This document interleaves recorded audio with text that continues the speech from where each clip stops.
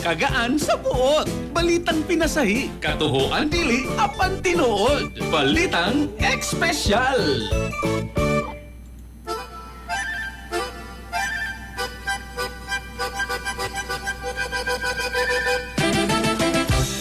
Samtang sa itong balita espesyal, SPA sa Tokyo.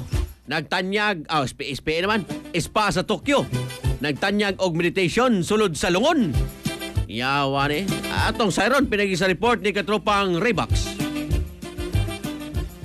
Nakadani og atensyon kining usa ka bag-ong spa mga tropa sa Takadanobaba tungod sa ilang talagsaong paagi nga pagpahulay meditation sulod sa lungon. Ang establishmento mga tropa dito sa Miso, Kukan, Kanukiin nagtumo nga hatagan ng kliyente og higayon nga makapamalandong sa kinabuhi pinaagi sa mong konsepto sa kamatayon. Sa 780 pesos makapahimutang ang kliyente sulod sa 30 minutos sa Japanese style nga lungon samtang nagpamina og healing music. Dunay gamayng bintana nga ablihan kung dili na komportable. Bukas ang spa para sa tanan bisag unsang relihiyon. Apan hugot ang ilang safety rules. 18 pataas ra ang kliyente ang dawaton. Kinahanglan usab nga dili mo labaw og 6 feet ang height og 90 kilos ang timbang. Dili sila mo dawat og kliyente nga dunay claustrophobia o dili maayo ang mental health. Ito basig matiwas, no? Ala, atuan na ninyo.